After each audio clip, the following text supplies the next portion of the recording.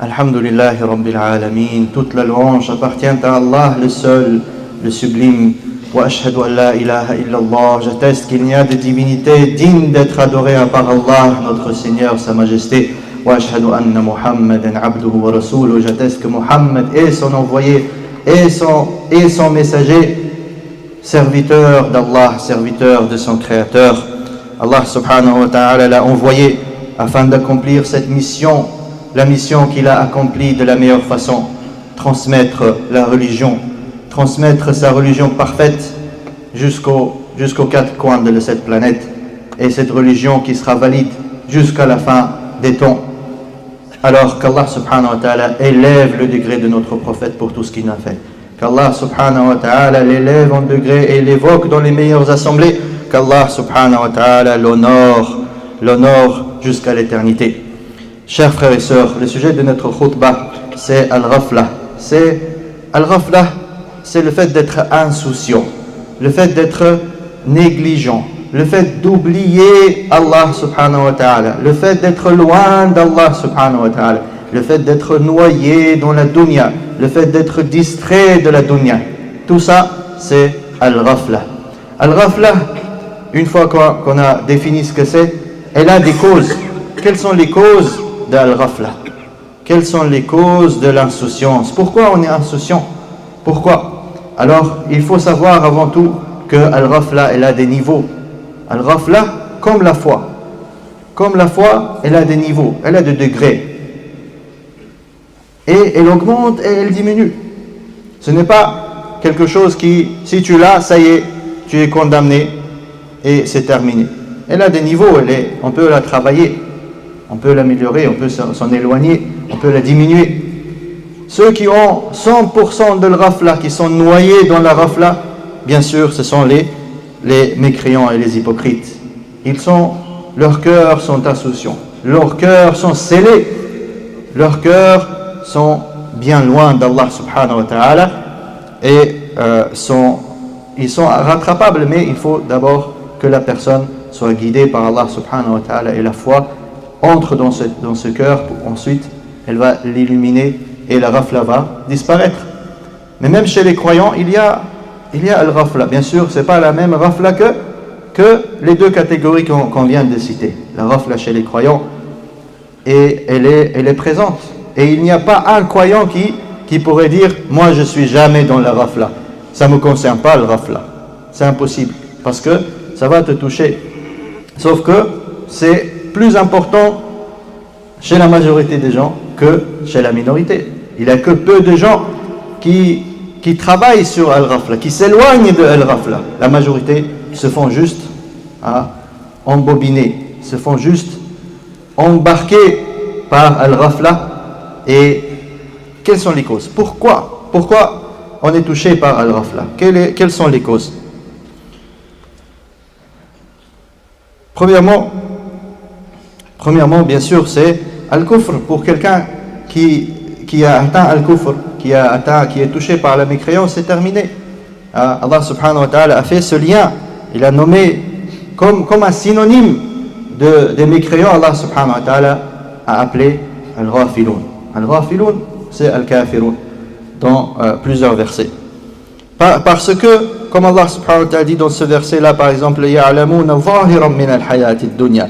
Ils connaissent ce qui est apparent de la hayat al-dunya.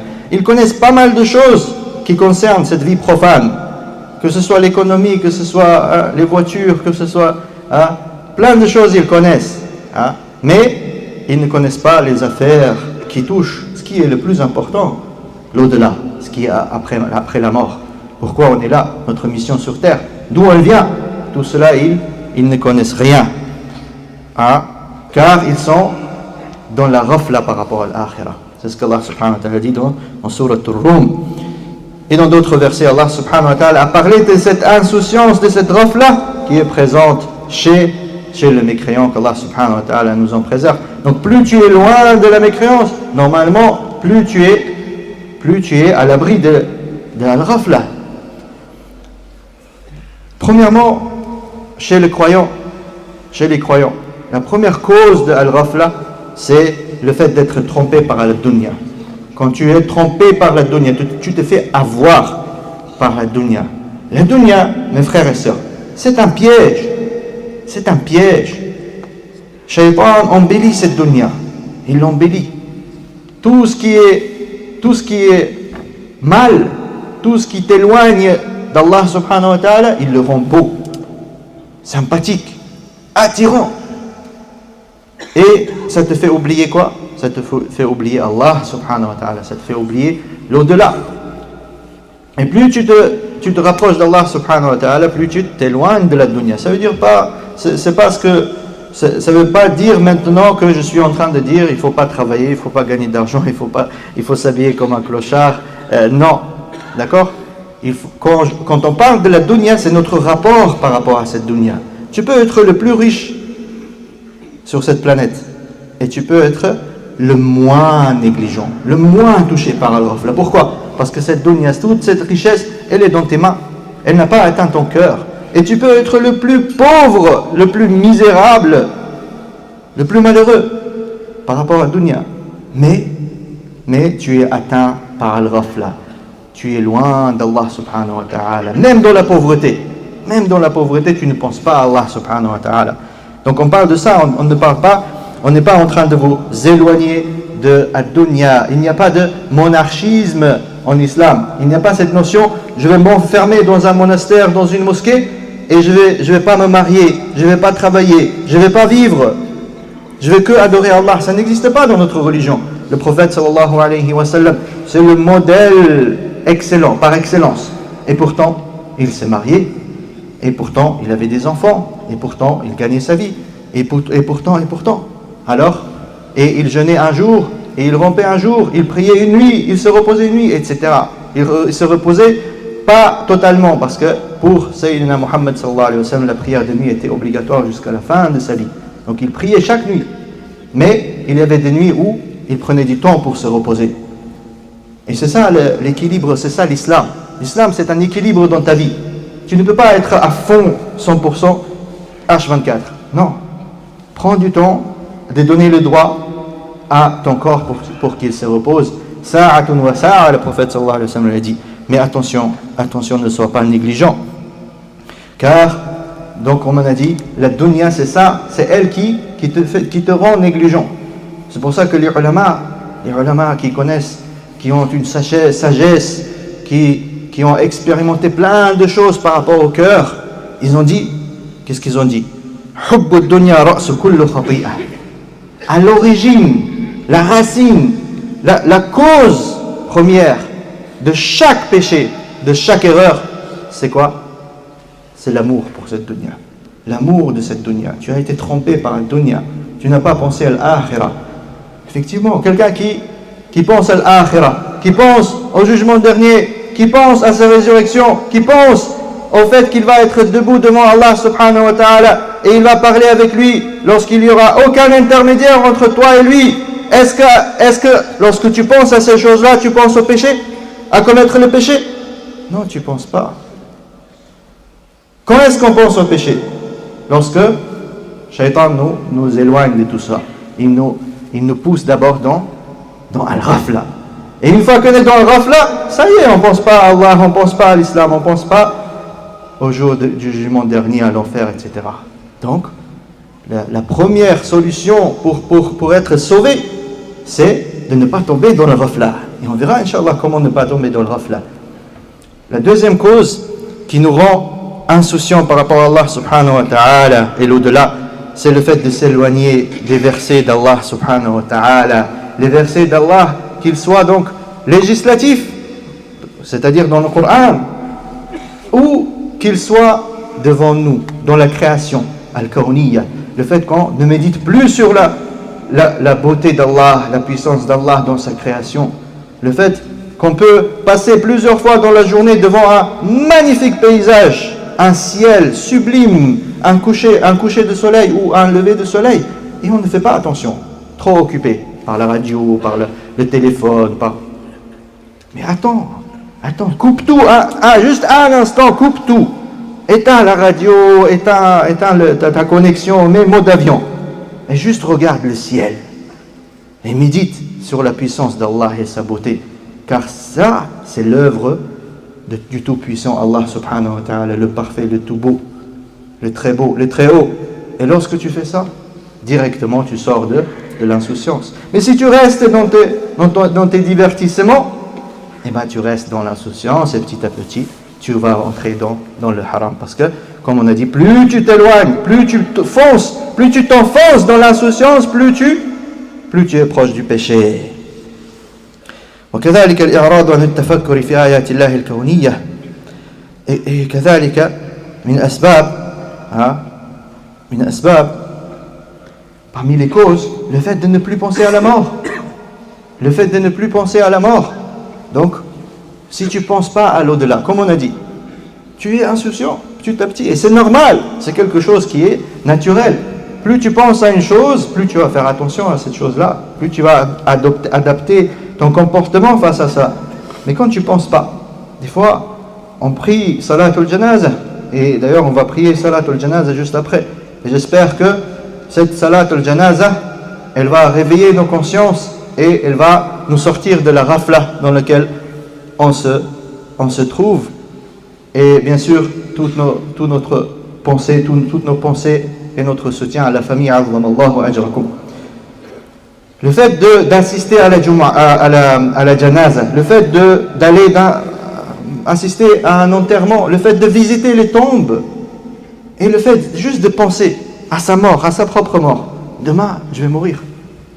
Ça te sort directement de l'insouciance et ça te pousse vers les bonnes actions. وكذلك الإعراض عن تعلم دين الله تعالى. Parmi les plus grandes causes de l'insouciance, c'est le fait de s'éloigner de l'apprentissage de la religion d'Allah subhanahu wa ta'ala. Plus tu apprends sur la religion d'Allah subhanahu wa ta'ala, plus tu deviens quelqu'un qui est réveillé, plus tu deviens quelqu'un qui a l'iman, plus l'iman s'enracine dans ton cœur, plus tu seras fort face à Shaitan et face à cette dunya. Alors, les frères et sœurs, où êtes-vous? Masha'Allah, Yawm al-Jum'a, vous êtes tous là. Normalement, le samedi et dimanche, entre le Maghrib et l'Isha, on parle de Asma Allah subhanahu wa ta'ala, les Al-Husna, on parle des noms sublimes d'Allah subhanahu wa ta'ala. Où êtes-vous? Vous les connaissez tous? Vous êtes tous des ulama? Où êtes-vous? Venez assister à ces assises, apprenez des choses. Si vous êtes ailleurs, dans une assise de ilm, ou quelque chose de plus profitable, il n'y a pas de souci. Mais si vous êtes devant votre télé, si vous êtes en train de faire du shopping, ou dans les cafés, je suis désolé, c'est un piège. Vous êtes sur le chemin de la rafla. Et attention, le chemin de la rafla, c'est un chemin vers les propices de l'enfer, vers les trous de l'enfer. Assistez à ces assises. Faites-en quelque chose de régulier. Les frères qui viennent chaque semaine, ils savent comment c'est important pour leur cœur. Comment ça te renferme sur la religion d'Allah subhanahu wa ta'ala. Et comment tu apprends plein de choses. Plein de choses. On a un nom, alhamdoulilah, on a fini la vie du prophète sallallahu alayhi wa sallam. On a fini tous les chapitres de l'Aqidah, pratiquement. Pratiquement tous les chapitres de l'Aqidah, on les a terminés, alhamdoulilah. On a vu, et là on est en train de voir les 99 noms sublimes d'Allah subhanahu wa ta'ala. Et on est en train d'étudier la description de notre prophète Muhammad sallallahu alayhi wa sallam. Alors, ne négligez pas ces assises. Car ces assises-là, c'est ces assises-là qui vont vous sortir de le rafla. Effectivement, quelqu'un qui s'éloigne de cela, il est tout le temps dans le divertissement, et j'espère que c'est halal. Celui qui est dans le divertissement haram, c'est terminé pour lui. C'est pas la rafla, petit à petit c'est le kufr qui va le toucher. Plus tu te rapproches des péchés, plus tu banalises les péchés et tu t'enfonces dedans, plus tu es proche de le kufr. C'est pour cela que des fois les jeunes ou moins jeunes, une personne commence par faire un péché. Il l'a fait des fois, il l'a fait de temps en temps et il regrettait. Mais ensuite il a commencé à le faire régulièrement, ensuite tous les jours. Ensuite il y a des gens, ils viennent le voir, ils lui disent Ya akhi, c'est haram, c'est pas bien ce que tu fais. D'abord il dit d'accord, t'as raison, je vais arrêter incha'Allah ta'ala. Après il n'arrête pas, il continue avec ce péché, il continue. Ensuite Et c'est devenu quelque chose qui est du domaine de la passion. Il s'est attaché tellement à cette chose-là que la prochaine fois que quelqu'un vient le faire nasiha, il commence à défendre le péché. Il dit mais non, mais c'est pas possible. C'est pas possible que ce soit haram. Mais moi je n'ai tellement besoin. Comment Allah subhanahu wa ta'ala peut m'interdire ça? Ah, vous voyez les conséquences. Ah, Shaitan il est en train de prendre son cœur petit à petit. Et après le dernier stade c'est quoi? C'est pas haram, laisse-moi tranquille. Et avec ça, ça y est, terminé. Une personne qui dit sur une chose sur laquelle les ulama ils sont d'accord que c'est haram, il dit que c'est halal, en sachant, il n'est plus musulman. Ça y est, c'est terminé pour lui. Shaitan il l'a eu. Il a eu le pouvoir sur son cœur. Donc vous voyez les dangers des péchés. Donc dès que tu fais un péché, regrette, arrête. Toub ilallah subhanahu wa ta'ala. Et même si tu le fais plusieurs fois dans la journée, mais à chaque fois pense à Allah subhanahu wa ta'ala. Ne rentre pas dans le ghafla, car c'est le ghafla qui fait ça. Barakallahu fikum. Comme je vous ai dit, donc on va faire salatul janaza insha'Allah ta'ala après salatul jumu'ah.